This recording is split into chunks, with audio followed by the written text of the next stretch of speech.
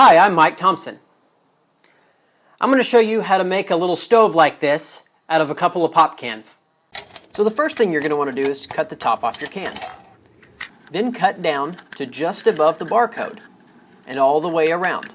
This will be the height of our can stove, which is about 1.6 inches tall. I find this height works fairly well. And there's the bottom of your can. Now we're going to score this portion all the way around inside the bottom of this rim. It'll take several passes. And then you cut some relief slots and bend it until the pieces fall out. Now we're going to take the leftover part of the can and cut a nice straight edge down one side. And then we simply bend it until it breaks off, like so. Now we're going to mark a strip 1.6 inches wide, and this is going to make an inner ring of our stove. You can see my mark there. Score it really hard and bend it until it breaks off, just like we did before.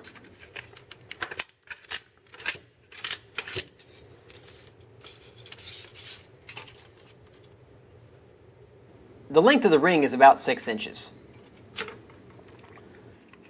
We're going to make a ring like this that interlocks like so. To do that, we trim our piece that we just cut just beyond our marks so that we can fold it over. I use razor blades as a makeshift brake to fold the tabs over on the end of this ring strip. It's really easy to do. You fold one way, and then we take the other piece and fold it back that way. That way they interlock when you fold it into a ring. I can't tell you how many times I folded it the wrong way. And then it fits together like so, and then it's going to drop down inside the lowest rim of the can, just like this. And there you can see it on the top half. It sticks down below because it has to sit in the bottom rim of the other half. Now these need to fit together, but they're the exact same size, so they don't want to. So you can use another can to flare this top half.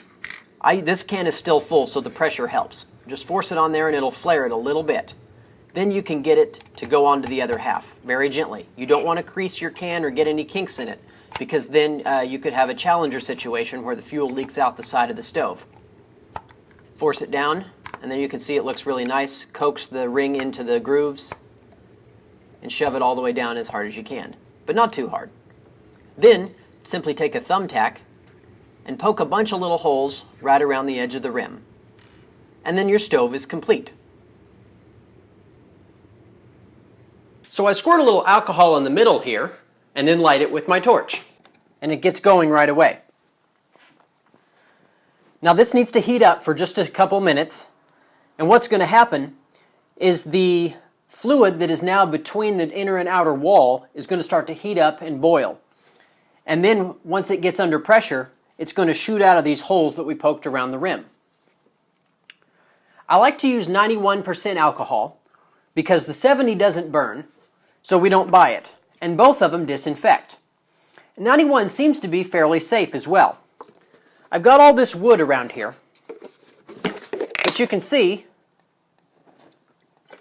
that I can do that and the wood doesn't actually catch fire, which is really, really great. Okay, now you can probably see from this view over here that the ring around the edge has started to ignite. Now the 91% alcohol does leave soot everywhere. I once used it to boil a pot of water, and I could never really get the soot completely off the bottom of the pan. So if we're going to use a pot or something, definitely use one you don't really care about a whole lot. So I've got a couple of ounces in my other cut-off pop can here that I ended up not using. You can see here that we've got a nice rolling boil going on. Now, the only way I've found that you can really extinguish these things is you either need to smother them with something non-flammable or just let it burn out. But you can see just how neat that looks. Well, you can see it's really not all that difficult. It's a heck of a lot of fun, but I certainly don't recommend you do it. There's my disclaimer. I'm Mike Thompson. Go ahead and subscribe if you haven't already, but thanks for watching. I really appreciate it.